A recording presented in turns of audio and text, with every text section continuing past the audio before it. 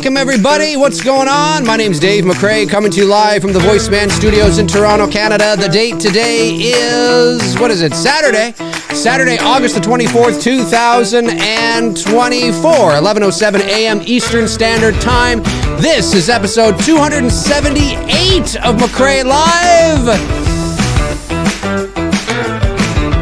Let's do it again! We gotta do it again. We're just ranking the Halloween movie posters today. I thought I would jump on, rank the Halloween movie posters. Why not? There's 13 of them. The official theatrical Halloween movie posters that I know of here in North America, of course. If you're overseas, maybe you got a different one with one of the different movies. I'm talking about the official one-sheet Halloween movie posters that I would be aware. Not all. Ow! That was good. I feel good. You feel good? Saturday morning, do you feel good? Yeah, so I'm talking about, of course, the official one-sheet theatrical movie posters, not all the different, redos and anniversary specials and fan-made ones and, artwork. I mean, there's like 3,721 different posters now for every movie. I'm talking about the originals as we know them to be. But I do understand if you live, say, over in the UK, over in Europe somewhere, or maybe some other part of the world,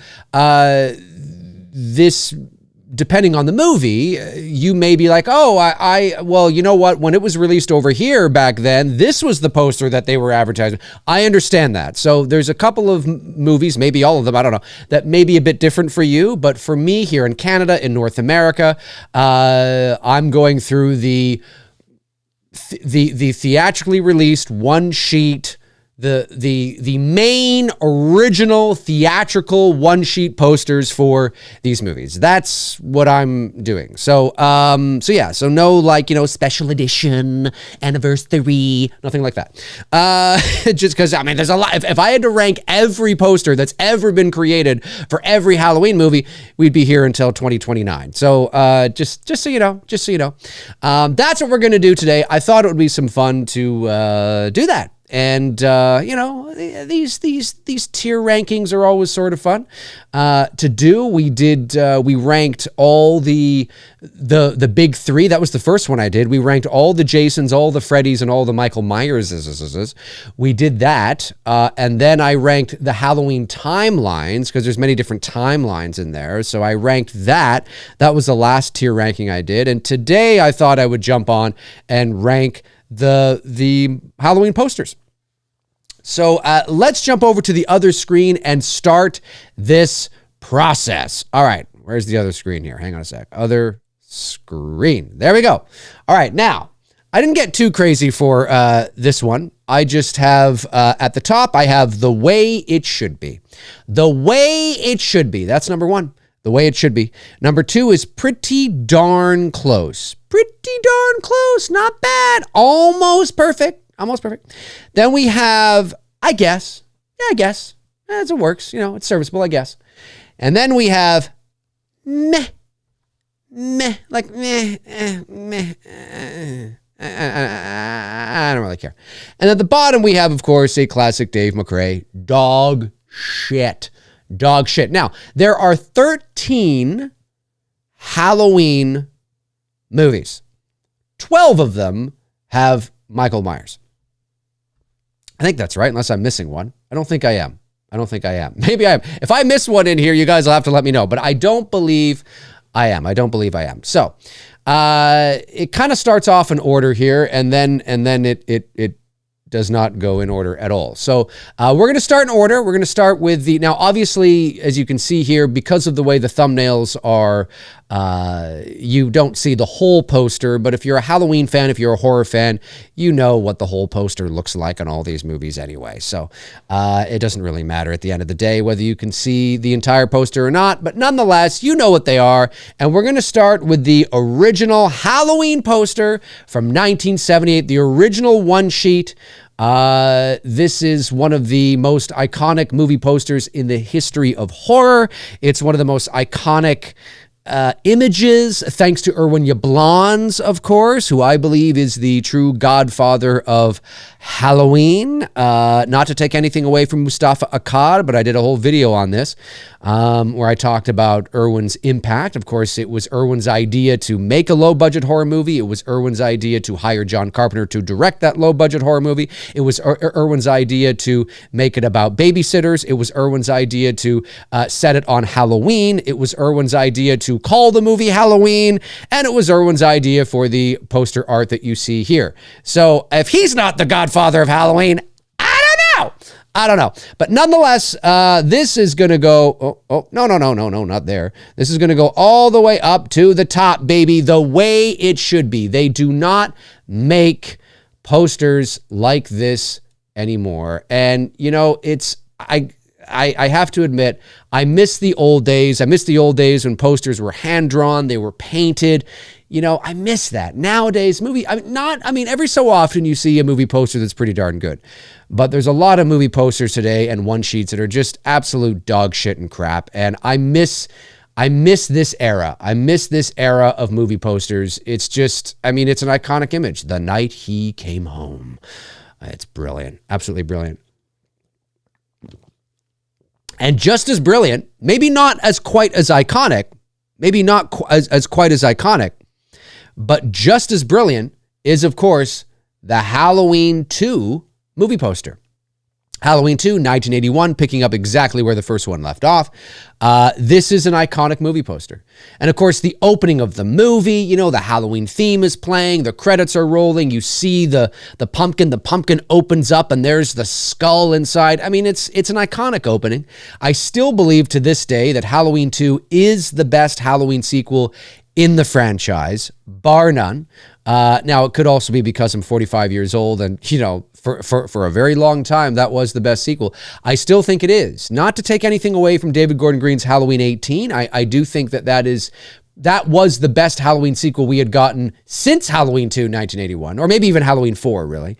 But I still think Halloween 2 is the best sequel in the franchise. It's a nice 1-2 punch because it was shot in the early 80s. The production value and the film stock and all that, it still looks like it doesn't feel like it's a modern movie trying to replicate the 1978 era. It does still kind of feel like it's in 1978 because it's only 3 years apart. But nonetheless, I digress. The movie poster Halloween 2 is the way it flippin' should be. The way it flippin' should be, ladies and gentlemen. I'm telling you right now, the way it should be. These two posters, yes, baby, yes. I'm telling you, it's the way it is. You don't agree with me? I could not care less. But yeah, the way it should be. Or I guess I could have taken a page out of The Mandalorian. This is the way. This is the way. These two posters are iconic and from an era long gone of movie posters. The next one up here is Halloween Ends. Oh, and by the way, I should have said this off the top of the show, but this should go without saying, by the way. This should go without saying that, this is not, I could not care less whether I like the movie or not, or whether the movie did well or not, or whether you like the movie or not, or whether the general consensus is it's a great movie or a bad movie. That has no bearing on my thoughts on the posters. If I think it doesn't, it could be the shittiest Halloween movie of all time, but have one of the greatest posters in the franchise, and I will rank it absolutely high and where it needs to be. So just so you know, this has nothing, the quality of the movie or what I think of the movie itself bears no impact on what I think of the poster. However, Halloween Ends is, it's not quite dog shit. It's meh. It really is meh. And, depending on the day, I may actually put it into the dog shit category. And yeah, I may do that. But it's just, where do I put it today? And again, no bearing on the movie.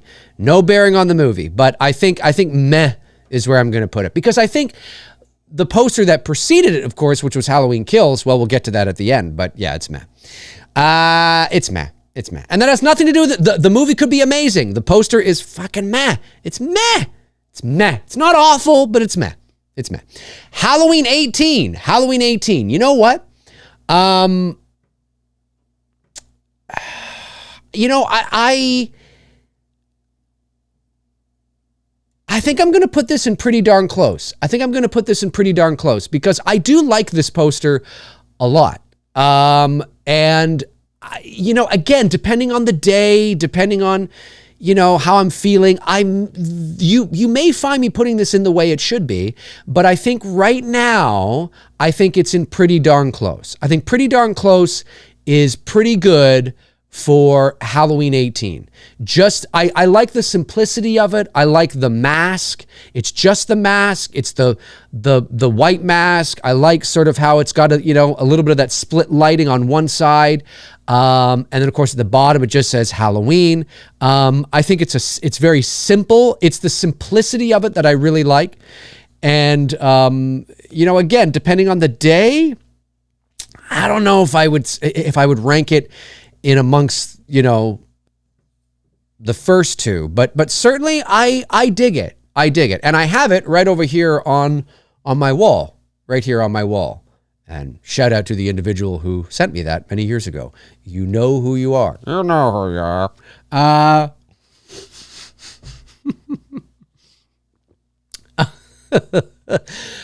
It's right there, folks. Right there. Right there. So yeah, you know what? Pretty darn close. I think it's a pretty flippin' good movie poster, if I do say so myself. And it's because of the simplicity and the mask and everything. It's creepy. It's eerie. But could they have done something a little more just to add a little bit of something, a little bit of icing here and there or whatever? Yeah, I think there could have been some, maybe have a little house at the bottom or something. Maybe they could have had a little something in there, maybe a pumpkin kind of maybe in the background. I don't know, something, who knows? But it's pretty darn close. It's pretty darn good. Maybe that should say pretty darn good instead of pretty darn close. But you know what I mean when it says, the close is referencing like perfect, right? The way it should be. But for all intents and purposes, it's pretty darn good. It's pretty darn good. All right, Rob Zombie's Halloween from 1978. Rob Zombie's Halloween from 1978. You know what? I'm going to put this in, I guess. I guess so. I've always quite liked this poster. But for me, I think, and I think what I find maybe a little too busy is what a lot of people do like about it is all the images in the mask. And I find that maybe it's just a little too busy for me, but I've always appreciated the artwork. I've always appreciated the layout, the symmetry, the back of Tyler Mane, the mask in front, the color scheme. I do. I think it's good. I think for again, we're not ranking the movies, but I've always been, kind of in the middle with this poster. I think it's a little busy for me in terms of how they've laid out all the images in the, yeah. I think I'm getting that right. Yeah. So it's, hang on a sec. Let me just bring it up for myself here on my screen. I want to make sure that I'm looking at this correctly. Yeah. So when I have it up on my screen, it's just a little busy for me. Evil Has a Destiny at the top, a Rob Zombie. Like I like sort of the color. I like the font for Halloween, the billing block and the date and all that kind of stuff. Like that looks good. And I like, again, the symmetry, the artwork. I think the artwork is really good. For whatever reason, I just find that seeing all the little images in the mask, it's cool from an artistic perspective. It's cool. But I just think maybe for me, it's always felt a little busy for me. Maybe if it was just the mask and just sort of, cracks and creases and the weathering of the mask, that probably would have worked a little bit better for me. But at the end of the day, it's always kind of sat in the middle. From an art sort of stylized perspective, it's all right. For me, I guess so. All right. It's not bad. Okay. It's pretty good. I dig it. Now, Rob Zombie's Halloween 2. Rob Zombie's Halloween 2. This may surprise some of you, but I'm actually going to put this in meh. And I'm putting it in meh because I actually do like the image, but the poster has always felt meh for me. I don't know what it is. I think this poster is better as a poster. As much as I'm not crazy on the busyness and the mask, as a poster, you know, I think there's something about this, you know, family is forever at the top. I do like the fact that, you know, it's that image from the dream sequence, at the beginning of the movie. And we all know that the dream sequence at the beginning of the movie is terrific, but there's something about the image when I look at it that feels plain to me. And I don't know if there's anybody out there that has ever felt that way or has ever looked at this poster and thought that. There's probably people that are going to be watching, that are watching live right now. We have 115 people watching live. There may be people that watch after the fact that, you know, look at this and go, what the fuck is McRae on? What is he talking about? It's a great image. Yes, it's a great image. It's when he's going up and he's killing, you know, Octavia Spencer, and he's coming up, he's coming down like this, and he's got the big thing. But there's something about it. I don't know what it is. There's something about it that just doesn't quite hit me. Now you got Ethan LeBlanc says it looks cheap. Yeah, like I don't know if I would go quite that far, but you're on the right track. There's something about it that I'm like, I don't know. Because at face value, you would think this should, it's never resonated with me. I've never really loved that poster. I think the image is cool, but there's something about the official Rob Zombie's Halloween 2 poster, which I believe this is it, right? I mean, unless I believe that's the one I always, you know, remember. Family is forever at the top, Halloween 2 at the bottom. I don't know what it is, but it's never quite hit me. Even though, and although I'm not a huge fan of Rob Zombie's Halloween 2, I do quite like the opening dream sequence. I mean, it's the mood, the atmosphere, the rain, all that kind of juicy stuff. But there's something about the poster. It's not dog shit. It's definitely not dog shit. But there's something about the poster that I just kind of feel meh. And maybe, you know, depending on the day. And again, I haven't thought long and hard about this kind of stuff. I'm shooting from the hip here based on how I feel in the moment because I want it to be authentic and real. And, you know, again, maybe I'm being a little hard on it. Maybe I could push it up to, I guess. But I'm telling you right now, I've always, as busy as I think the Michael Myers mask is in Rob Zombie's Halloween poster, I have always liked it better than the Rob Zombie Halloween 2 poster. And that's just kind of how I feel. So it is what it is. And now we have Halloween Resurrection. What do you think of Halloween Resurrection, sir? I'm a big fan of Halloween Resurrection. I was in it. Did you know that? I was in the fucking thing. I'm going to go to Calgary soon. Okay, well, good. We'll have a great time in Calgary, sir. So we're going to put the Halloween Resurrection poster in dog shit. And again, this is one of the worst Halloween movies. This is one of the worst Halloween movies of all time. And, but that's not why I'm putting it in dog shit. I'm putting it in dog shit because I will say this. This is the era, and I think we're kind of still in that era. And again, maybe I'm being a little hard on this poster because it's like from a layout perspective and from a style perspective, in terms of like the layout and the art, it's got the symmetry, it's, you know, looks cool, and the head's on the knife and all that. But I'm just not a fan of floating head posters. I'm not a fan of floating head posters unless it's somehow blended in with the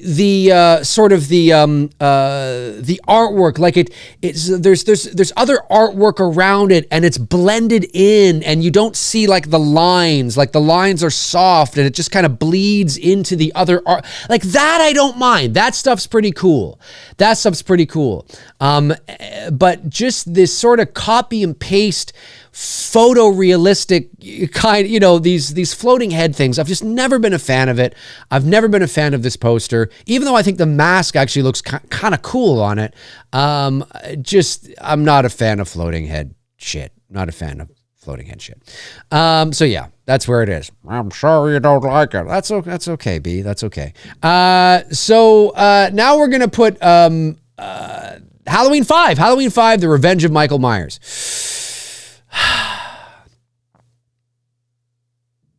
You know, I got to put this in meh. I think I got to put it in meh. I think I've got to put it in meh. And you know, I've never been. Maybe you know what? Maybe I'm being a little hard. No, I'm being a little hard. I'm gonna put it in, I guess. I'm gonna might be let me see here. No. I'm going back. I'm putting it in meh. I'm putting it in meh because, and again, it has nothing to look, we all know, as Halloween and horror fans, we all know that, you know, the mask on the cover of Halloween 4 and the mask on the cover of Halloween 5 are not the masks in the actual movies. We know this. But again, that bears no bearing on how I feel about the poster. I think the Halloween 4 poster, which we're going to talk about here in a second, is such a strong poster. It's one of the best posters in the franchise, period. So that should give you some foreshadowing of where I'm likely going to put it. And I think this is a step down. I think this is not quite floating head poster, but it just feels, I don't know. I've never really... It just feels kind of like a copy and paste sort of thing a little bit. It doesn't, even though she's blended into the knife a little bit, little Danielle Harris, Jamie Lloyd. I'm just not, I've never been, so I'm kind of meh. It's not dog shit. It's not dog shit. And like I said, maybe depending on the day, I could put it, I guess so. It's okay. Like, again, I recognize that maybe I'm being a little hard on Halloween 5. Maybe I'm being a little hard on Rob Zombie's Halloween 2. Again, as a poster, not just the image, right? We're not talking about the image. We're talking about how does everything work together? This is about working together. How do the images complement each other? Where are the images placed? Are they blended well? Is there a symmetry? Do you feel like, or does it just feel plain or simple or kind of just copy and paste or whatever the case is? It's not just about how one image looks on a poster or whatever the case is, because the image of Michael Myers on Rob Zombie's Halloween 2 coming up with the knife and the fucking, butcher knife that looks like it's like 38 feet long. I mean, it's a terrific image in and of itself, but the poster and how everything works together, it feels like, as Ethan LeBlanc said, there's kind of a cheapness to it, I feel. And it doesn't quite feel what you want. So that's how we're judging here, right? We're not judging the individual images. There's some great images, like the image of the Michael Myers mask on Halloween, Resurrection, how it's kind of like, coming up from the back and it's this big image and it's kind of cool, right? But the poster itself doesn't work for me at all. So that's how, we're ranking here. So I'm going to put, the Halloween 5 poster just has always been kind of meh to me, largely because of where we come from. Now, let's get to Halloween 4, The Return of Michael Myers, 1988, a fan favorite in the franchise. I think the best sequel in the franchise before David Gordon Green's Halloween 18. Now, there's a lot of Halloween H2O fans out there that would argue that and fight me on that and say, no, Halloween H2O is the best sequel in the franchise outside of Halloween 2, 1981. Or part 4, whatever the case is, and certainly the best one before David Gordon Green's Halloween 18. However, I disagree. I think that I don't think Halloween H2O has aged very well. You all know my thoughts on it. I don't think it's the worst in the franchise, not at all. But Halloween H2O, I think, is largely void of any real scares and suspense. There's no Halloween atmosphere. It's like Michael Myers walked onto the set of Dawson's Creek. I think it came out at the right time for a lot of people, not everybody, but there are a lot of Halloween fans out there that it was the first movie they ever saw, the first Halloween movie they ever saw, or the first Halloween movie they ever saw in the movie theater. So there's a nostalgic connection to Halloween H2O, which we'll talk about in a moment. But yeah, so I understand all the love that H2O gets. However, for me, I think Halloween 4 was the last good sequel in the Halloween franchise before David Gordon Green's Halloween 18. And the poster, despite the fact that that is not the mask in the movie, the poster itself is the way it should be. It is an iconic image. Just looking at it right there in the list. I mean, you look at it in the tier, you know, in the spot, and it's sexy.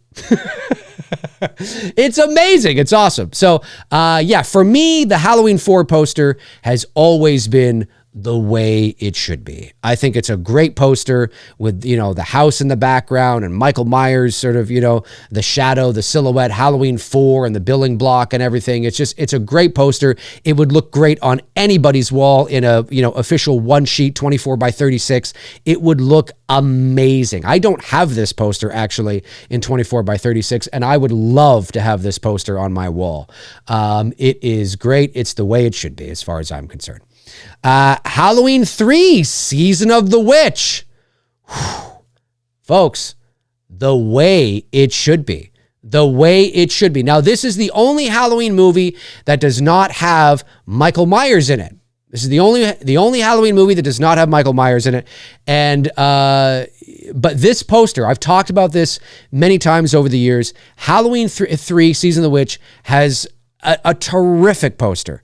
You know, I love how elongated the shadows look, you know, of the kids. I love that orangey red, and they're silhouetted against, you know, what is presumably supposed to be the backdrop of, you know, a dying sunset on Halloween. It's just an eerie frickin' poster. Just that image, not even the hang on, I got to bring it up closer for me here so I can see the whole thing. But like at the top, yeah, you have Halloween 3 and like this silver sort of thing, Season of the Witch, and then like these lines that come down to like this face in the clouds, sort of in the dying sunset. There's this witch ghostly kind of face there. You know, the tagline at the bottom: "The night no one comes home. The night no one comes home." Oh, just absolutely fantastic. Love the images of the kids and how elongated they look. It's eerie. That little street light, you know, on the right-hand side. It is one of the best movie posters, period. One of the best horror movie posters of all time, period. Even though, you know, the movie I'm not totally crazy on, although I know that there are a lot of fans of Halloween 3 out there. I'm not crazy on it. I like it. I do like it. I do. I wouldn't say I like it as much as a lot of people, but I do like it. You know, there are things about it that I do like, but that poster is just, it's fantastic. So for me, I've always loved the Halloween 3 poster, and that is the way it should be. Halloween H2O. Oh, Halloween H2O. Dog shit. Dog shit. It's a floating heads poster. I mean, the Michael Myers mask is the Michael Myers mask is more prominent on the Resurrection poster. This is just, I've never been a fan of this poster at all. And again, it's not because I'm not a big fan of Halloween H2O. If I was ranking Halloween H2O, and I have ranked Halloween H2O, I don't put Halloween H2O in dog shit. Like, it's not the worst Halloween sequel. But the movie poster, I've never been a fan. Again, this is the late 90s. Halloween H2O was 1998. So, you know, in the late 90s, those floating heads, I mean, the floating heads posters are still a thing today. But they were definitely huge in, in the late 90s. Brandon Barry says, "Come on, Dave. Hey, I'm ranking the posters, not the movie, the poster." And for me, I don't think this poster holds a candle to any of the posters above it in terms of style, in terms of artwork, in terms of creativity at all. I don't like. You are telling me that the Halloween H2O poster, in terms of style and creativity, is just as good as anything above it? It's not even as good as Halloween Ends. It's not as good as Halloween Rob Zombie's Halloween 2. It's not as good as Halloween 5 from a creative perspective. You know, I'm just, no, style, substance, creativity. The Halloween H2O poster fails for me. And it is largely because, again, of the floating heads, and Michael is just kind of an afterthought into the corner, like he's trying to nudge his way in there, like, "Can I get in here? Can I get in here, please? Jamie, you know, the whole thing." And so, no, it doesn't work for me. It never has. And again, this could be an amazing movie, and I would still put that poster there. This has nothing to do with what I think of the movie or what you think of the movie or what the general consensus is. This is all about artwork and poster. Look, I'm not a fan of Rob Zombie's Halloween at all, but I put it in, I guess so. It's pretty good, you know, right? Doesn't matter. It doesn't matter. We're talking about artwork. We're talking about the posters. We're talking about creativity. We're talking about all that kind of stuff. Okay, Halloween 6. Halloween 6. Halloween, The Curse of Michael Myers. I'm going to put in... I'm going to put it in, I guess. I've always... this was the first Halloween movie that I saw in the movie theater back in September of 1995. And I've never loved this poster, but I've always thought it was okay. Like, yeah, I guess so. I think really at the end of the day, it's the color of the poster, this cool, icy blue, kind of crisp kind of color to it. I think from a symmetry perspective, it's cool. I like the knife that comes down. I like the, hang on, I think, because there's some images where the reflection's not there, but I think is the reflection on this one? It's not. No, it's not. There's some images where you actually see the girl in the reflection of the knife. But the official theatrical one sheet, you do not. I think it's cool. Now, what's really interesting too is, and what I like about this especially, and I think I've done videos on this, or a video on it anyway, the way it's designed, it makes you think that Michael Myers is holding the knife next to his face, right? And I bet you there are a lot of people watching right now that have thought that. The way it's designed, the way that the images are placed, the way it's laid out, it kind of looks like Michael Myers, it's his face, and he's holding the knife up to his face. In reality, that's not Michael Myers holding the knife at all, because if you look closely, there is a hand with a black glove on it. That's supposed to be the Man in Black. So that's just, again, that's foreshadowing, symbolism to sort of, more of what's in the movie, what's in the story. And so the knife and the hand that's holding the knife does not belong to Michael Myers, even though the way it's laid out gives you the impression that it does. And so, it's kind of cool. And when you just look at it at face value, you're just like, oh yeah, it kind of looks like Michael Myers is holding up the knife to his face. And he's not. It's just kind of just the way it's laid out. But, I've always, I've been okay with it. I've always been, yeah, it's pretty good. It's all right. It's all right. I do like it better than the Halloween 5 poster. And so I've always been like, you know what? I guess so. It's not dog shit. It's not meh. It's like, it's all right. I guess so. It's like, it's okay. It's all right. Yeah. I could live with it. That's kind of where that is, I think. It's all right. And then finally, the last one, Halloween Kills, ladies and gentlemen, from 2021, I think. Yeah, 2021. Halloween Kills, the second installment in David Gordon Green's Halloween trilogy. Now, again, this is not, as I've said, for those of you that are just tuning in, we're not, how the poster is or what the movies are bears no, like at all. I don't care if it's a bad movie, a great movie. We're just ranking the posters, what I think of the posters based on artwork, creativity, color, look, all that kind of stuff. And I got to say that the Halloween Kills poster is a pretty bitchin' poster. It's a pretty bitchin' poster. It's a great poster. I think it takes the Halloween 18 poster and elevates it to another level. Now, just the way the mask looks, the charred, latex of the mask, the color, the detail, the midtones of the mask, just the way they got in there and I don't know if it's a painting, a drawing, or if it's a photo that has then been touched up in Photoshop and whatever, however they did it. I think the Halloween Kills poster is terrific. And which is what makes the Halloween Ends poster, again, depending on the day, you could put the Halloween Ends poster maybe in, the dog shit. But just, again, we're just ranking the posters. It has nothing to do with what I think of the movies. Sometimes people can't differentiate the two, right? They think bad movie, bad poster. No, not at all. So, and I'm not a huge fan of Halloween Kills. There's things about Halloween Kills I really like, but overall, I thought the structure, the pacing, the whole hospital thing, the whole subplot of trauma and the whole, it's nonsense. It didn't need to be there. It felt shoehorned in, and you know how I feel about it. I got countless videos on my channel talking about it. But when it comes to the poster, just the poster, it's a fantastic image. It's great. I love it. I love how it's, orangey red, to symbolize that fire, and Halloween, of course. Michael looks ominous and intimidating. And I think, that's the way it should be. You know what I mean? When you walk down a hallway of a movie theater and you fucking see that 24 by 36 hanging in the hallway, you're instantly drawn to it. You're like, whoa, like you see it coming a mile away. You know what I'm saying? You're like, what is that way down there at the end of the hallway? It pops, right? It pops, man. It pops. You know, you see it coming a mile away. It's very similar to the Halloween 4 poster, right? You see it coming a mile. It's like, wow, it really pops, you know? And so like the style of it is great.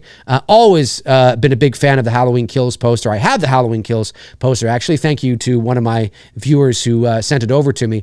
I haven't put it in a frame yet, but I would love to do that because I do think it's great.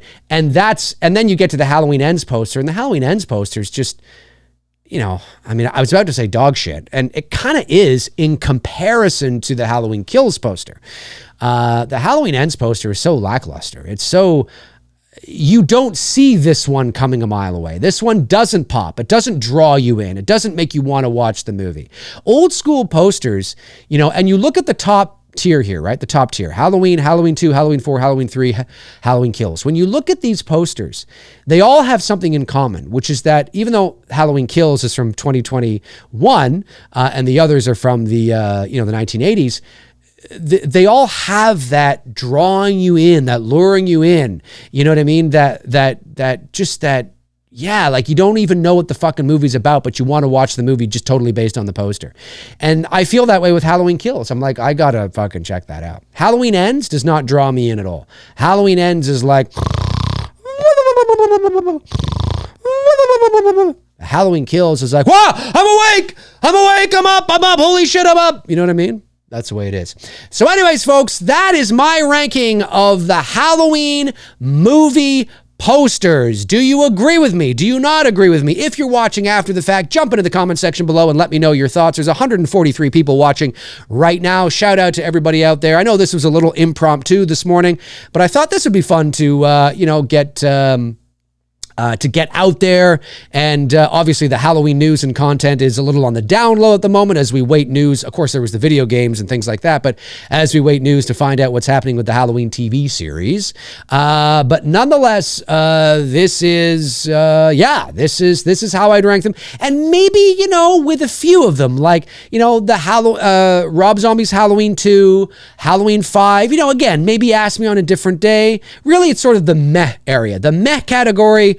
You know, I could see a situation where I drop Halloween Ends to dog shit and I move Halloween 2 and Halloween 5 up to, I guess. Like I could see, depending on the day, a scenario where maybe that happens. But as of right now, on Saturday, August the 24th, 2024 at 11:44 a.m. Eastern Standard Time, this is how I feel about them. So, you know, we'll see. We shall see whether you guys feel the same way. So again, if you're watching after the fact, jump into the comment section. Let me know your thoughts on how you would rank all the official Halloween theatrically released posters. These are the official one sheets that were released here in North America, whether you're in Canada or the United States. These were the posters. It may differ depending on where you are around the world. So, yeah, pretty cool stuff, folks. Pretty cool stuff. Let's jump over to the chat room now and see what all of you are saying. I know, I believe a member chat came in and a couple of super chats I think did as well. So let me go over here. Edward Nito sends in a member chat. Thank you, Edward. And says, at work killing some spreadsheets and hanging out with Team Dave. Rock on, Edward, my Godzilla brother from another mother. I hope everyone is enjoying their Saturday. I hope you guys are too. Johnny Coffee sends in $9.99. Thank you, Johnny. And says, even though we're without the new Halloween movies these days, I miss your Myers content like hell, Dave. Hope life is going well. I think the video game will be awesome. Yeah, well, thanks, Johnny. I appreciate that. Well, hey, listen, you can't oversaturate yourself, right? You know what I'm saying? I mean, you know, if there's no content to talk about, you know, and I'm the kind of person that I have to be inspired to talk about what I'm talking about. I'm not just going to talk about it, right? You know what I mean? Again, this is not, YouTube's not my full-time job. So I don't make a living off of it. So I don't have to, so I can be a bit choosy, right? You know, whereas if it's your living, sometimes you got to talk about shit you don't want to talk about because everybody wants to hear about it. So, but yeah, yeah, no, I get you. I get you. Don't worry. Don't worry. As soon as the news of the Halloween TV series drops, oh my God, everybody in the space is going to be talking about it like it's nobody's business. Logan Reynolds sends in $4.99. Thank you, Logan. And says, Kills poster should have been the iconic shot of Michael Myers emerging from the fire on the porch, and they could have left out FF content from the trailer. Left out FF content from the trailer? FF content. I'm not sure what you mean by FF. I'm blanking on that, but I assume you mean like spoilers or amount of content. I don't know. Well, I get what you're saying. I will push back a little bit and just say that I like the shot of Michael Myers coming out of the house, you know, the rain, not the rain, but the water from the fireman's hose, you know, all the water drip. It's an iconic shot. It's absolutely iconic. Now, what I think you're saying is that if it was up to me, I would not have replaced that shot. I would have still kept that shot, because when you're shooting a movie, you gotta, you know, that's your, what would be called your master shot of this scene, right? Your master shot is Michael Myers, you know, and master shots are usually wide shots, right? Or wider shots. It can vary. There's no, you know, there's no like, you know, golden rule. You can have some fun. But generally speaking, master shots are your wider shot. The master shot is the shot where you show everything, and then you go in for close-ups, right? And so I would still have that shot, that wide shot of Michael coming out of the house. I think that's amazing. It's an amazing shot. 100% it's amazing. The fire all around him, the water dripping from the, you know, the roof onto him. He's got the halogen bar, you know, whatever it is, in his hand. It's an amazing shot. But I think it would have been cool maybe to go in for a close-up, maybe like a low-angle sort of shot like The Mask on Halloween Kills, on the Halloween Kills poster, and get sort of a shot maybe where he then turns his head so it looks like the poster. He turns his head to look at the firefighters or something like that, and you get, you know, and you get a bit of the glow of the fire on his mask, you know, and you can see sort of the, you know, maybe there's like little bits of ambers in his latex that you can see because, you know, we're close-up and shit like that.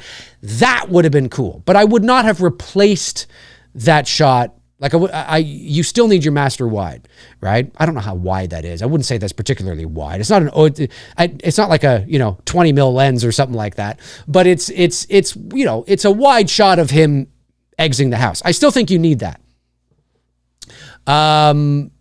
So yeah. And I think it looks awesome. But yeah, to go in for a close-up, that would be pretty cool. That would be pretty cool for sure. All right, let me see here. Got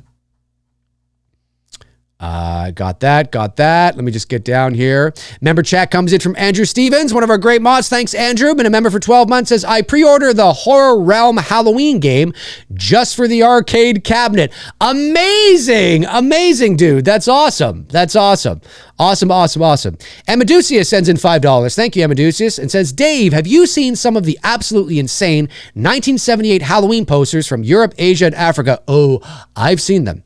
Look them up sometime. Just batshit crazy. Oh, I've seen them. Oh, yeah. South Korean or whatever, or some of the South Asian. Yeah, it makes absolutely no sense. Michael Myers is on like the cover with like a machine gun, and you have like it makes absolutely no sense. Some of those foreign, like, yeah, they're hilarious. So yeah, if you guys, I think the Slaughtered Lamb actually did a video, if I'm not mistaken, on those crazy posters a couple of years ago now. So yeah, it's some wild batshit stuff. I haven't done anything on them because, you know, again, the Slaughtered Lamb has, and obviously we have a lot of overlap in our viewership, but you know, but maybe I will. Maybe I'll do my own. You know, enough time has passed. Maybe I'll do my own and give my thought. They're funny, man. They are funny. They have nothing to do with anything. There's shit happening on the poster there's like a helicopter and somebody like hanging from a helicopter. It's like, what? There was no helicopter in Halloween. It's amazing. It's the best shit. Maybe that would be a ranking the foreign Halloween posters. That would be fun. That would be fun. Super chat from Steve Evans. Thanks, Steve. Says, why on part 4 is the OG mask, but in the movie it's completely different? Well, okay, so I don't know specifically. Like, the short answer is I don't know. I wasn't there when the movie came out. I was 9. But based on what I know is that it's possible that the poster was designed the whatever was the influence for the whoever did the poster had material they were working with to create the poster, right? It wasn't just from memory. There was obviously an image or material, photos, something that the artist was working from for the mask, I would say. This is speculation. Maybe I'm wrong, but this is based on what I know and how things often work. And so whatever that image was, and that was what the mask looked like, right? So they may have been basing it on a shot from one of the original movies. They may have been basing it on, I don't know, some sort, maybe, I don't know, behind the scenes stills of something or whatever the case is. And because it is Michael Myers, that's what they went with. Now you wouldn't necessarily get that. But back in the day, and because it's stylized, it's artwork, right? It's not photorealistic. It's painting, hand drawn, all that kind of stuff. Because it's stylized, it works. And it is Michael Myers, and it's what he looked like. I don't believe there was any intent to deceive. Often that's what I think people think. Oh, the Michael Myers mask doesn't quite look like the Michael Myers mask in the first two movies. We can't let anybody know that, so let's try and, deceive people. That's not how it works. It's like how sometimes you'll see shots in trailers that don't end up in movies. It's not, again, I always leave a little wiggle room because, nothing's perfect. But 9 times out of 10, it's not because the studio is trying to deceive you and false advertise. It's often because trailers and promos are cut long before the movie's finished editing. And so there are things that, wind up in trailers because trailer houses get all the footage that they can work with, and they figure out in what order they want to put it in and what's the narrative they want to tell. And of course, there's, they're working with, people to make that happen. They don't just, do whatever the hell they want necessarily, but usually trailers and promos and things like that, posters, all that are created long before the movie's even finished. And so that's why you'll often see things in movies that don't end up, in trailers that aren't in the final cut. It's not because they're like, we're just going to put this here and, we're going to take it out. Why would you do that? That doesn't make any sense. It's usually because nowadays, especially in the digital era, where, we're no longer shipping film reels. Well, I mean, they still shoot on film, but, we're in the digital era now, and now we just send movies digitally. They can be tweaking a movie right up until like fucking a few days before it's going to go live in the theaters around the world, because everything's digital now, and they just upload those files to the theaters now. And so, obviously you want to be in a position where you're not doing that, but it's not unprecedented to tweak credits, or maybe there's a mistake in the credits and they can go in and make a tweak and then re-upload, and then the thing, like days before. And so, it's just these things. Promotional and marketing material is usually created while the movies are still being edited. And that's why sometimes you'll see things that are there in a trailer or a promo that don't actually end up in the final movie. And I know we're not talking about that. We're talking about the poster, but it's all sort of kind of connected. Like this poster would have been created long before the movie was probably finished editing. And they just had material. And back in those days, it wasn't such a big deal, right? It's like how nobody told Dick Warlock to walk like Nick Castle. Like today, Christopher Nelson was on set working with James Jude Courtney on how to behave in the spirit and the essence of Nick Castle, right? Because of where we are and because of the success of the franchise and the hyper vigilant fans, and how, everything's blown up and magnified now and analyzed, and, the meticulous nature of the details. Back then, nobody cared. It wasn't a big deal. Nobody thought it would become a big deal. Nobody thought everybody would be analyzed. It's just a fucking stunt guy in a mask. Nobody cares. There's not this kind of thing. You know what I mean? And when Dick Warlock took over the role in Halloween 2, he said, nobody told me what to do.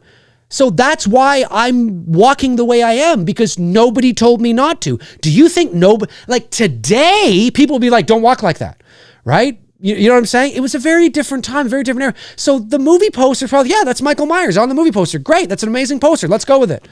Like, that's probably what it was like. You know, like, oh, it's Michael Myers. It looks like Michael Myers. That's what he looked like. This is great. Let's go. Nobody was like, well, it kind of doesn't look like Michael in our movie. So nobody's probably thinking that shit. You know, whereas today, it's a whole different story.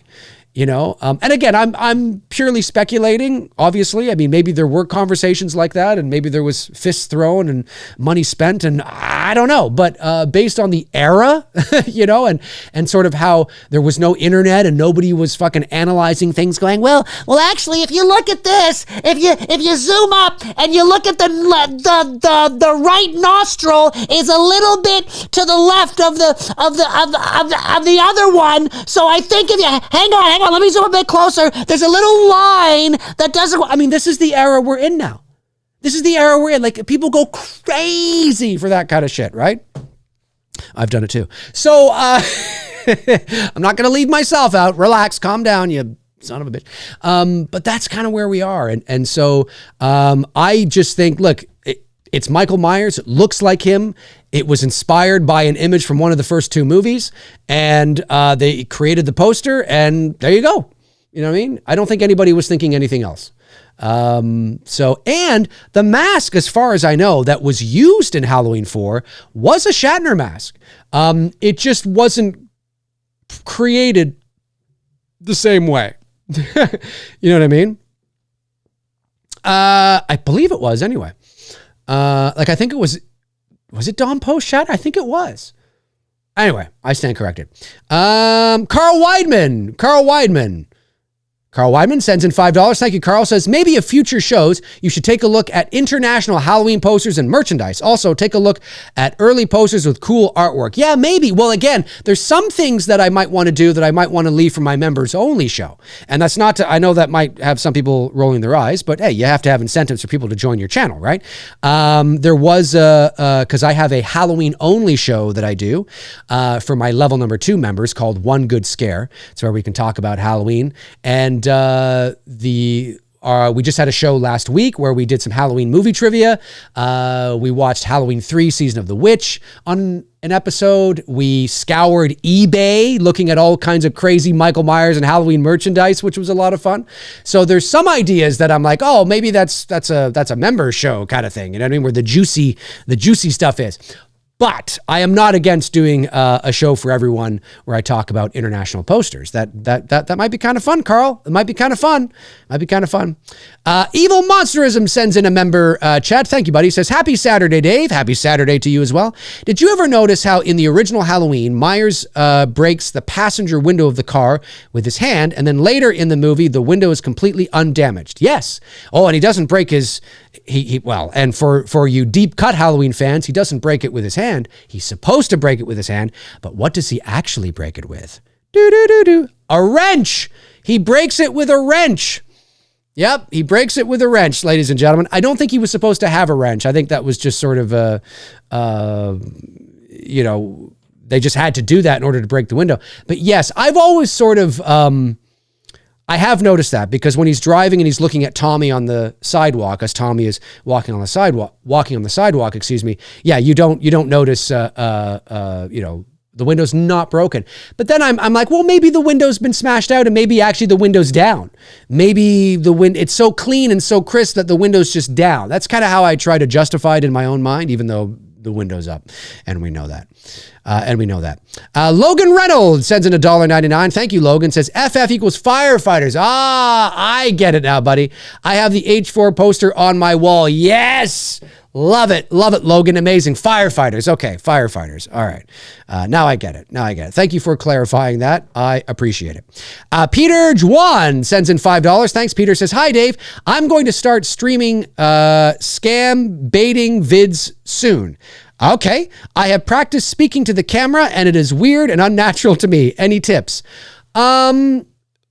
Well, I would say that it's weird and unnatural to you because you're not used to it, right? At the end of the day. And it's like people who, are not used to, they don't like the sound of their own voice. Now, look, are there people out there that have funny and weird and strange voices? Sure. Yeah, absolutely. But generally speaking, 9 times out of 10, those who say, oh, I don't like the sound of my own voice, I hate my voice, they're saying that, even though they may not realize it, it's because they're not used to hearing the sound of their own voice from an objective point of view, right?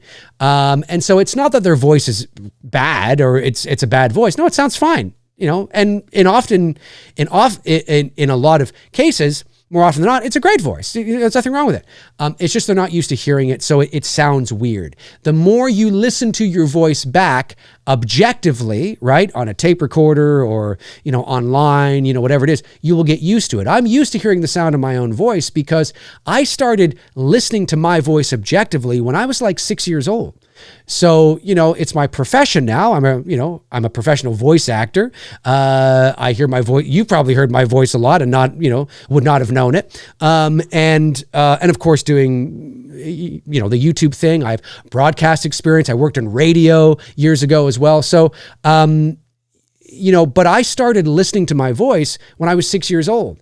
And of course, when you're 6 years old, I didn't sound like I do now. And so I started making like audio tapes and, all these things of doing crazy voice and stuff. And I spent years, I went through all the years where I heard my voice change, and all that. So I'm very comfortable with the sound of my own voice. And I don't mean that in a pompous way. I just mean that I've been doing this for nearly 40 years, hearing my voice and listening to it change over the years, getting deeper and, now I'm a teenager, now I'm an adult, although I kind of sounded like this when I was 12, but still. So for on camera, it's the same thing, right? On camera, it's seeing yourself, it's your voice, it's about presentation, just keep at it, just keep doing it, practice, get comfortable. There really is no red magic button other than you have to keep doing it. The more you do it, and don't have like an end date. You get comfortable when you get comfortable. That's what it is, right? Some people can get comfortable immediately because they're naturally extroverted people. They're naturally personable people. They have a bigger personality, so maybe they can get comfortable a bit quicker. There are others that are more introverted, that are more shy, that are more timid, and it might take them a bit longer to get more comfortable in front of a camera, to find that groove where they don't sound maybe a bit, dry, or monotoned, you know what I mean? And then before you know it, they're all right. They're not bad. You know what I mean? So don't have an agenda. Just keep at it. Keep listening to your voice. Keep watching yourself. Get comfortable with who you are as an on-camera talent. If you're putting yourself on camera, if it's just your voice, well then, just get used to the sound of your own voice. But everybody's different. And without knowing who you are, I can't give any specifics, but that's sort of, just keep at it. Just keep at it. And then we got Sandy Crystal sends in 99 cents. Thank you very much, Sandy Crystal. I really, really appreciate that. Thank you. I sense a horror fan in Sandy. I can feel it. I can feel the Michael Myers horror fan seeping through that 99 cents. I can. I totally can. And there's a devil. I mean, there's the devil right there. I love it. I love it. It's too bad there's not a Michael Myers emoji. That would be really cool. Look at that devil. He looks... I love it. Awesome stuff. Aaron Click says, I can justify the wrench with the theory that it was laying around in a maintenance area at Smith's Grove and Michael grabbed it on his escaping. I love it. Yeah, that's a good idea. I'm down with that. Ashton Luck says, I'll take it as a compliment. Oh, talking to somebody else, I guess. Let me see here. Rosalia, what's going on, Rosalia? Great to see you here. Rosalia. Jamie Hart, great to see Jamie here. 135 people in the chat room watching. Hello to all of you, all 135 of you, wherever you are around. Where is everybody, by the way? Where is everybody around the world? Put it in the chat room where you are watching from. I would like to know. There's going to be a laundry list now of all these people. Ethan LeBlanc sends in a member chat. Thank you, Ethan, and says, you seen Alien Rami? Finally seeing it tonight. Stay sharp. Thank you, Ethan. Not yet. I have not seen Alien Romulus yet. I do want to see it. I've heard mixed things about it, but I always go in with my expectations in check. And yeah, I'm looking forward to seeing it for sure. But I haven't seen it yet. Thomas Cohn says, sorry, I had to climb the stairs to my mother's basement to take a leak. I missed it. All right. Well, hopefully you didn't leak all over your mom's basement or, whatever's happening. Zodiac Z says, Missouri. Shout out to Missouri. Batshit Crazy says, I just came into the chat. See a lot of queef. What's going on? Well, we just did our rankings. Or a ranking. So you'd have to go back and watch it. Kyle Sanford says, I'm on vacation in Old Orchard Beach, Maine from Massachusetts. Hello, Massachusetts. Yorkshire, England. We got Ypsilanti, Michigan. Is that how you say that, Tabitha? I know where you are anyway. Tennessee, Sweden. Shout out to Sweden. Johan, love to see you, Sweden. Seattle, Washington, Rome, New York, New Jersey. Shout out to Johnny T in New Jersey. We got Michigan. A lot of people from Michigan. Chester Franklin in Michigan. Very cool indeed. CM says, saw it last night, thought it was good, went a little out there towards the end. Chris is in Vegas, good old Las Vegas. Yeah. I've heard sort of mixed things about Alien Romulus, but I'm looking forward to seeing it. Steve Ross says, Spring Arbor, Michigan. A lot of people in Michigan. Well, that's not too far away from me. I mean, you're right next door to Ontario, for goodness sakes. Evil Monsterism says, I saw Twisters a few days ago. It was a lot of fun. Amazing. Yeah, I haven't seen Twisters yet. I wouldn't mind seeing that. That looks like just schlocky fun you can just turn off your brain for. That's always. Andrew Stevens, Meth Head, Kentucky. Shout out to Kentucky. What's going on, man? Shout out to Kentucky. Ashton Luck says, North Carolina, Savannah, Georgia. Awesome. Yeah. Most of my viewers are from the U.S. It's funny. I'm based here in Canada, obviously, Toronto. And according to my analytics, only about 4 to 5% of my viewers are Canadian. That's weird. I don't know. And about 68 to 70% of my viewers are from the U.S. And another like 10% of my viewers are from the UK. And then the rest are like sprinkled all around the world somewhere. I don't know. Maybe, Burma or something. I don't know. Burma. Maybe there's somebody in Burma right now watching me. You never know. Shout out to Myanmar, ladies and gentlemen. Oh my God, what a disaster. You don't want to go there. Is it still a war zone? I think it might be. Aaron Click says, Indiana, North Carolina, says Zodiac. Woo! Ric Flair, love it. Georgia, Ethan LeBlanc. West New York State here, says Jamie Hartwell. You're not too far away from me. You're not too far away from me if you're in West New York. That's not that far from me. I'm in Toronto. King Gamer says, hey, Dave, question for you. Out of Freddie, Michael, and Jason, who has the most pop culture and box office appeal that non-horror fans know? In my guess, it would be Freddie. However, I see more Jason masks. That's a great question. I don't know if there's a most pop culture and box office appeal.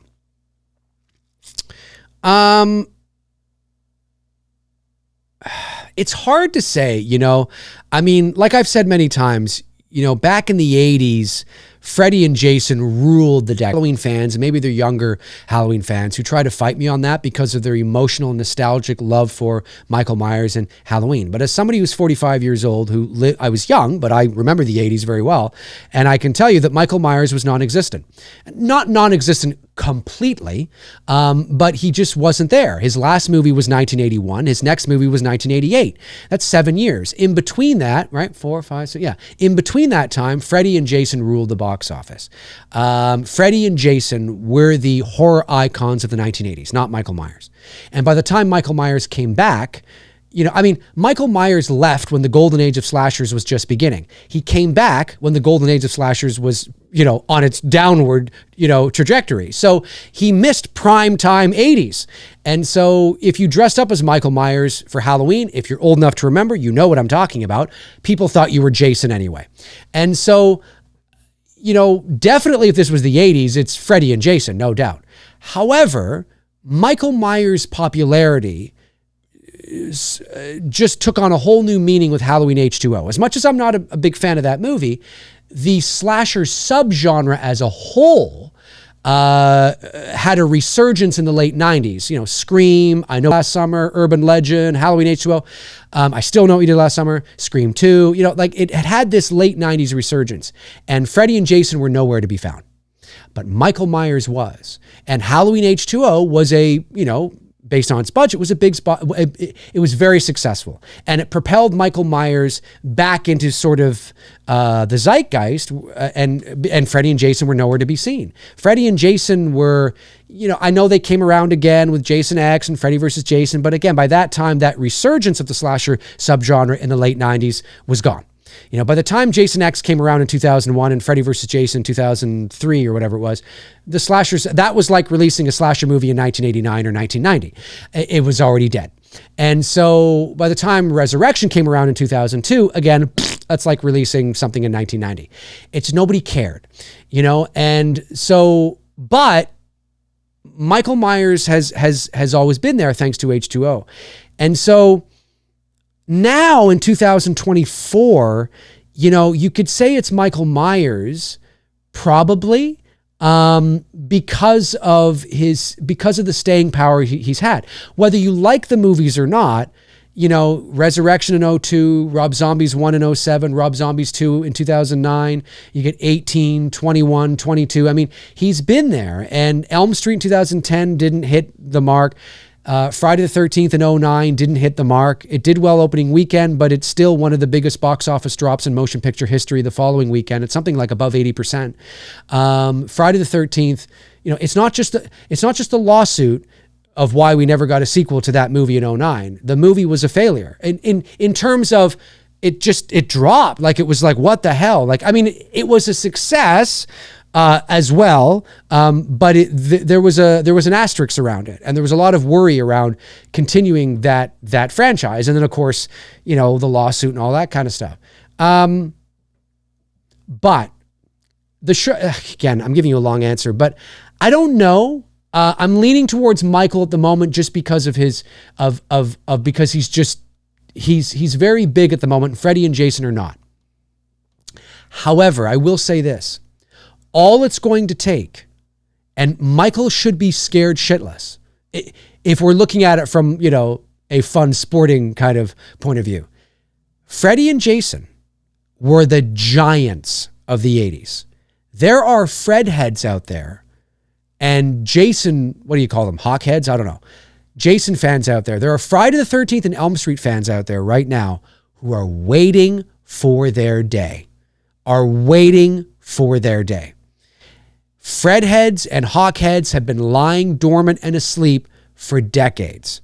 And I'm telling you, if they get Elm Street right, if they get Friday the 13th right, Jason and Freddy absolutely have the potential to overtake Michael in popularity, in fandom, in 100% they do. 100%. They are still the OG giants, and they're just, it may seem like Michael is running away with it, but that's because Michael ain't got no competition. That's because Freddy and Jason aren't around. You know what I'm saying? And so,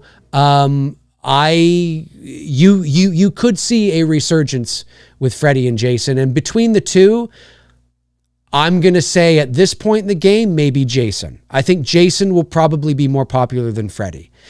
I've always got that sense when I speak to horror fans, when I get the pulse of sort of the big three, which are Michael, Freddy, and Jason, I always get a sense that now that Freddy, as much as I love Freddy, I played Freddy Krueger for God's sakes, I always get the feeling that he's always third in line. Whenever you talk to horror fans, it always feels like it's Michael, Jason, Freddy, or Jason, Michael, Freddy. Not with everybody. There's a lot of people out there that put Michael last as well. That will put, Jason, Freddy, Michael. But I rarely see Freddy first. But again, that's just a general consensus. That's just kind of a general idea. But it's interesting. It's an interesting question, my man. It's an interesting question. Okay, have I got all the super chats and the member chats? I just want to make sure. I'm not missing anything here. I believe I have, right? Last member chat was Ethan LeBlanc, Sandra Crystal, Peter Juan. Yes, okay. Just want to make sure. I love that little devil. That's awesome. Let me scroll down here. Let's see. Who else we got? Have others said where they're from? Maybe not. I don't know. Maybe they're afraid I'm going to come and hunt them down. No, I'm just kidding, obviously. Evil Alex, Dave, you ever told Lynn that she is on the OG Halloween poster in Myers Fist? Okay, so Lynn is not on the OG poster in Myers Fist. Literally, like technically that's just something. Look, no, I haven't brought that up to her, or maybe I did at one point. I'm not sure. So what Ethan is talking about is the original Halloween poster, right, with the fist and the knife. It does, from a certain point of view, it does look like a face in the knuckles of the fist. And I made a video about 4 or 5 years ago. I think this is where it sort of caught on fire. I made a video about 4 or 5 years ago of how it looks like, from a certain point of view, that it is the Black Christmas. It is Claire, Lynn Griffin, who's in our film, not reprising her role, sorry, that was very Canadian. Sorry, eh? I gotta instill my American. Sorry. We say sorry. Oh, sorry. Sorry. You guys say it like it's SARRY. Sorry. But anyway, I didn't tell her about that, I don't think. But so Claire, played by Lynn Griffin in the original Black Christmas, when she's sitting in the rocking chair and she's got her face back and the bag overhead and her mouth open, you actually can copy and paste that over the knuckles on the Halloween poster, and it fits. And of course, Halloween came out 4 years after the original Black Christmas. There's only been 2 remakes. But yeah, I guess that makes sense. The original Black Christmas, 1974. But it's the artist of the Halloween poster has said, no, that's not true. It's not a face at all. It's just whatever that phenomenon is. It's the same phenomenon that is when you see shapes in clouds, right? When you see a dog, and sometimes it really does look like a dog. And sometimes by any measure, anybody on the ground would be like, that's a dog. You know what I'm saying? But it's not like actually literally, like there's no, intelligence making it look like a dog, like how a clown will blow up a balloon and make a balloon animal. It's just whatever that phenomenon's called. Somebody will tell me it. I'm not really sure. Alley Girl says, I love how Canadians talk. Well, you mean how certain, because again, there really is no Canadian accent. That's actually not really true. A lot of what you hear in American pop culture, which they describe as like a Canadian accent, is more regional, right? It's either a Newfie accent, like a Newfoundland accent, or maybe it's more sort of a prairie accent. But Canada is like the US, right? There's not like a US accent. Really, it can be regional, right? You can be from the South, right? Or you can be from, New York or the Bronx or wherever. There's many different accents depending on where you are. We don't have as many here, but that's what it is, So when you watch cartoons and they, you cross the border and all of a sudden everybody in Canada is like, hey, what's going on, eh? Oot and a boot. Nobody talks like that. But it is funny. It is funny. But yeah, so the artist that actually did the poster said that no, there's no shape, there's no there's no shape in there's no face, there's nothing subliminal there. It's just that phenomenon that it just so happens to be. And I think I did a video again about 5 or 6 years ago where I think, oh my God, it kind of looks like the Black Christmas. And all of a sudden people ran with it. There were websites that were talking about it. And I'm like, hey, wait a minute here. Give me credit, goddammit. They're like talking about it like they came up with it themselves. I'm like, hang on. It's not a coincidence that I made the video and then like a week later, people are like, hey, did you notice? I'm like, come on, give credit where credit is due. Just saying. Then you'll get people out there going, well, I always noticed that. Yeah, right. When was the last time you watched Black Christmas and noticed that? Oh, I don't know. I feel like Rodney Dangerfield. No respect, I tell you. No respect. But it's cool though, right? It's cool. And it does, you can copy and paste it over it. So, and of course, it makes it that much cooler because of the Black Christmas connection that Halloween supposedly has, right? And that tale that Bob Clark, the director of Black Christmas, told about how he talked to John Carpenter, and John Carpenter said, well, if you ever did do a sequel to Black Christmas, what would you do? And, Bob Clark was like, I don't know. I'd probably set it a year later on Halloween and have Billy escape from an insane asylum or whatever. I don't know. And all of a sudden, Halloween is on Halloween and there's an escape mental patient. But even Bob Clark said, he didn't copy me. That's not like, Halloween is very much its own thing. It's not, that was just a conversation I had with John where we're shooting from the hip and, whatever. But yeah, anyway, so that's why it's kind of, it adds more to the lure of the Black Christmas Halloween connection. Do you know what I mean? Even though the Black Christmas Halloween connection is probably not nearly as deep as a lot of people would like to think that it is. But it just adds to it. It just adds to it. So, but I don't know if I told her about it. But I will be speaking to Lynn soon, obviously.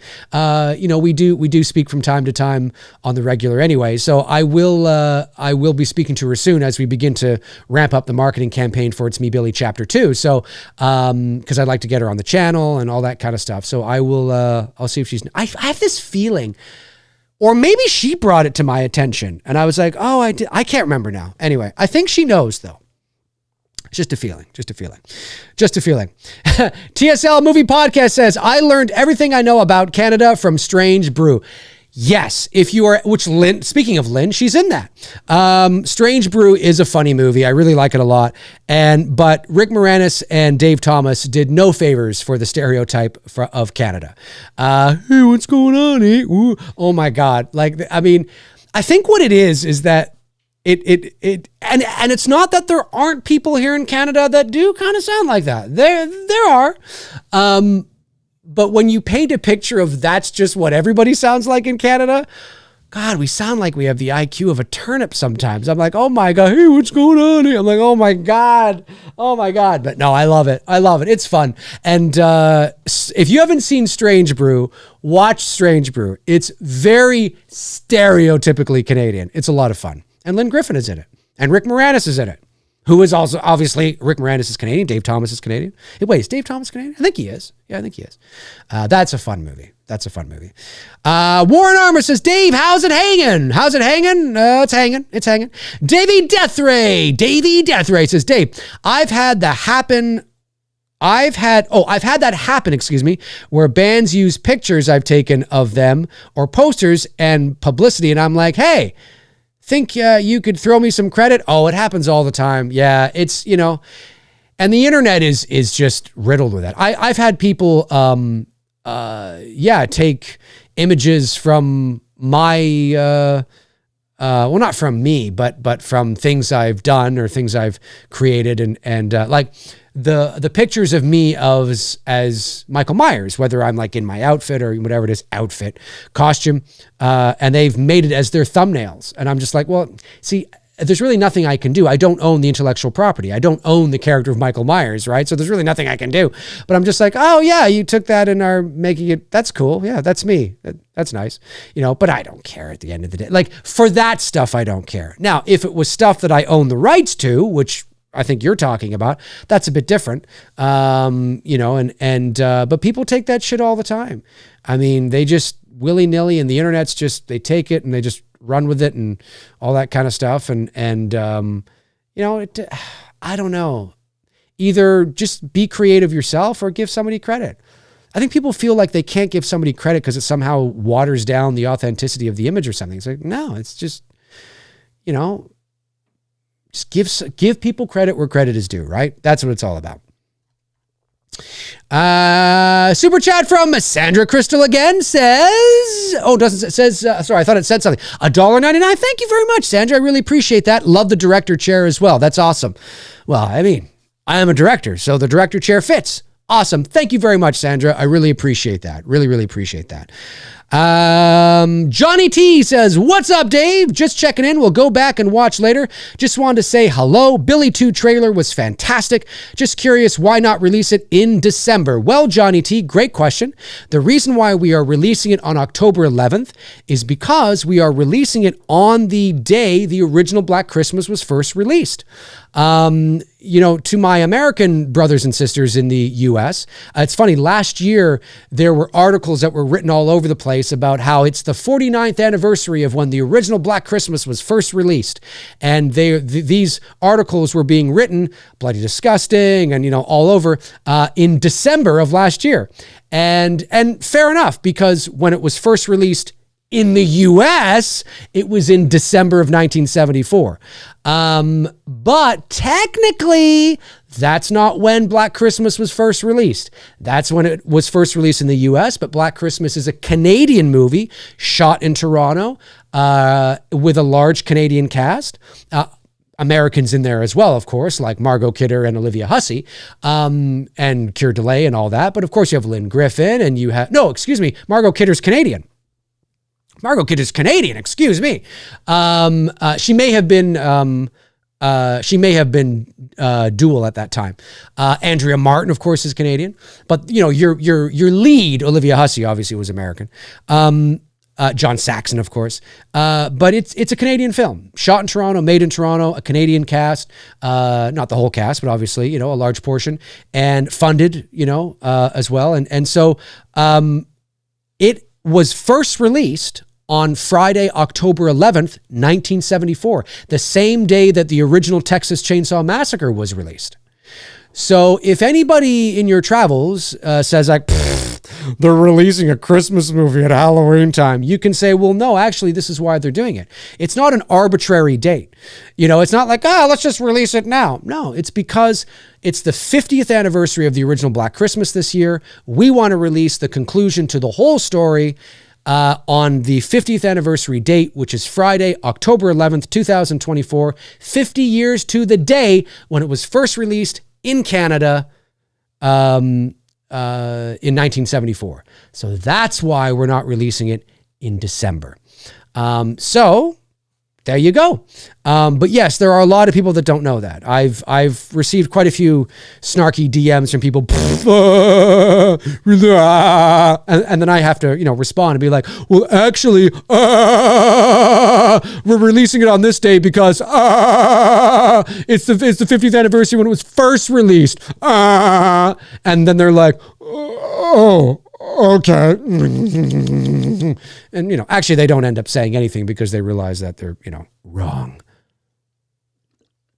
But it's great though, because it works out well because we get the Halloween vibe, right? It's still a horror movie. It's like, regardless of whether it's a Christmas themed horror movie, it's still a horror movie.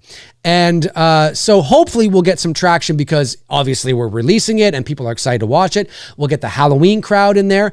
But then we roll right into November and right into the holidays, and then we'll get the Christmas crowd as well.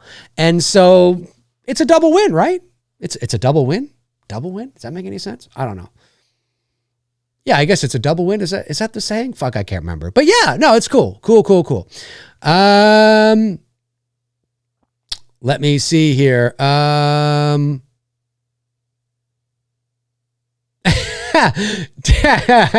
TSL Movie Podcast says, Ali, I've never spoken to Dave for more than 5 minutes without him trying to sell me some syrup. It's true. Maple syrup, poutine, beavers, moose, wilderness, outhouses,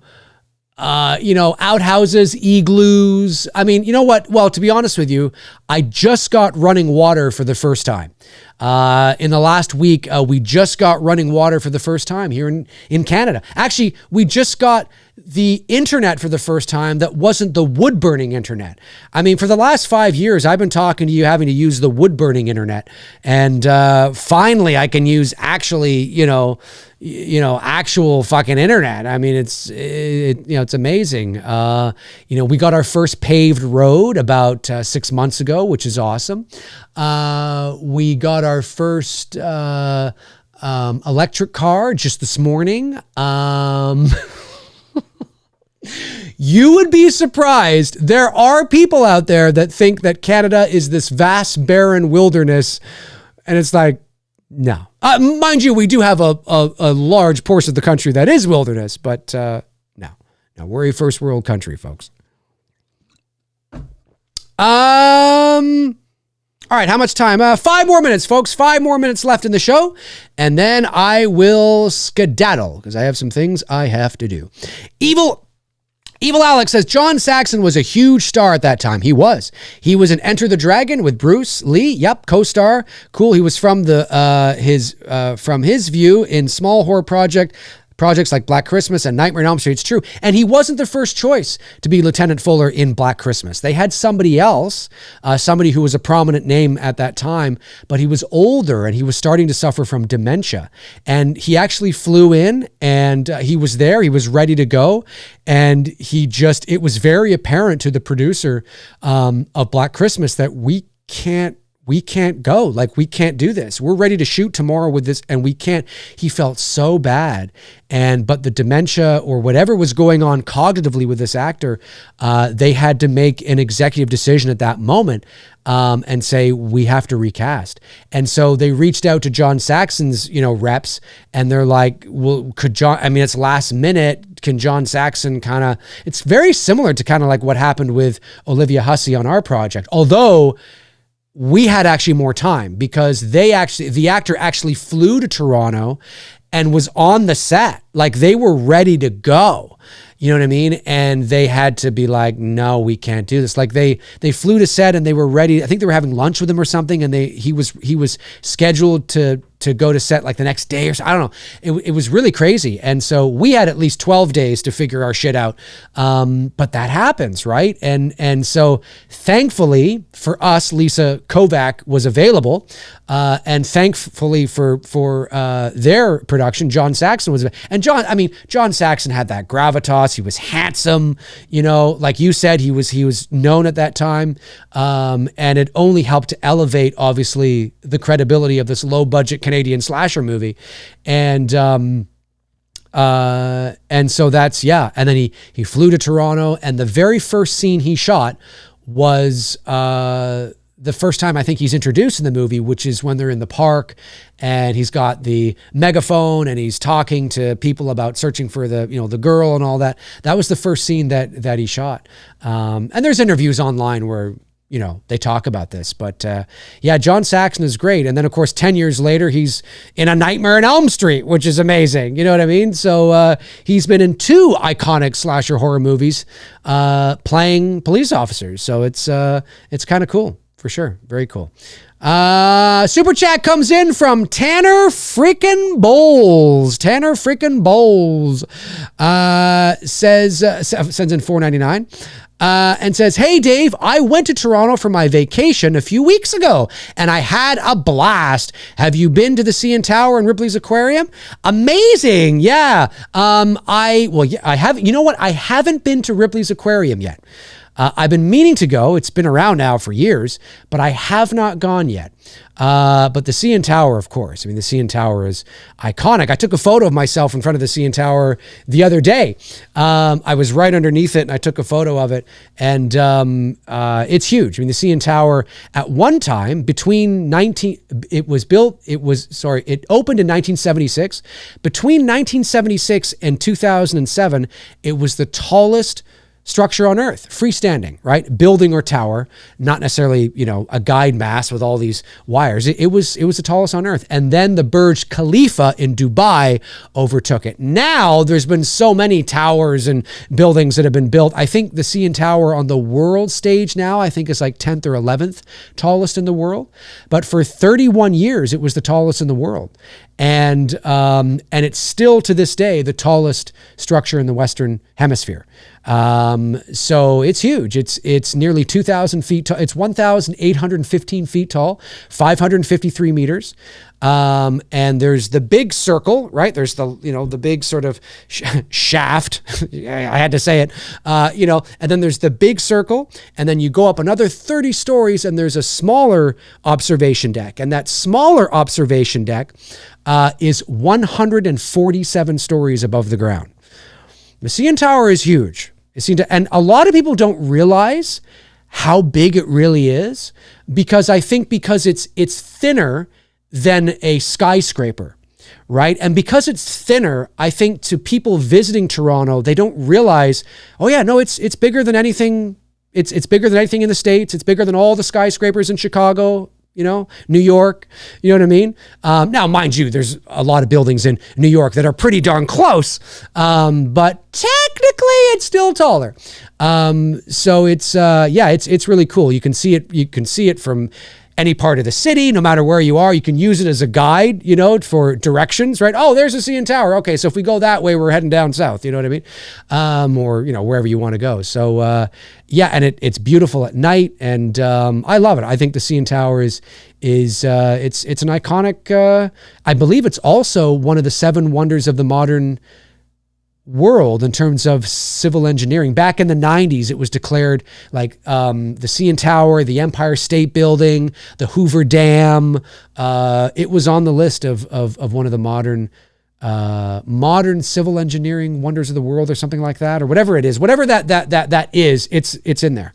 And it's pretty darn cool. So yes, I have been up it many times, not in a while though, probably not in about close to 10 years. I want to go up it again because they've done all sorts of crazy renovations. Well, you've seen it like with the floor to ceiling panoramic windows. Last time I was up there, those weren't there. So I'm dying to go up and see that. But yeah, it's pretty cool. And Ripley's Aquarium, which is right beside it, I haven't been. But Toronto. Well, I hope you had a good time in Toronto. It's a busy, bustling city, 4th largest in North America. So there's a lot to do and a lot to see, and there's always something happening and people, and obviously the summer is the best time to go because it's very busy and electric, especially at night. So that's really cool. Well, I hope you had a good time, man. I hope you had a good time. All right, folks, listen, that is going to do it for me on this episode of McRae Live. I want to thank, of course, my moderators. Thank you to the super chats that came in, the member chats that came in. Thank you to everybody that was watching today. I really appreciate it. If you're watching after the fact, jump into the comment section below and let me know your thoughts on my tier ranking of the Halloween movie posters. Just one last time, of course. Where are we here? Where's my other screen? There we are. There's the ranking of all the official one sheets of the Halloween movie posters. Let me know your thoughts on whether you agree with me, whether you don't agree with me, and where you would rank them. You can use, of course, my list here on the side, the way it should be, pretty darn close, I guess, meh, and dog shit if you want. You can use that into the comment section below. Let me know. Whoops, there you go. I wasn't quite done yet. Let me know your thoughts when you can. Sandra Crystal, sends in another one. $3. Thank you, Sandra. I really appreciate that very much. And this is first burp? What does that say? I can't even... Oh, fist bump. First burp. First burp. I don't have my glasses on, and for some reason I thought that said first burp. No, it says fist bump, Dave. It says fist bump. All right, fist bump. Amazing. Fist bump. Right back at you, Sandra. Thank you very much for the super chat. I really appreciate it. Fuck, that's funny. First burp. Baby's first burp, ladies and gentlemen.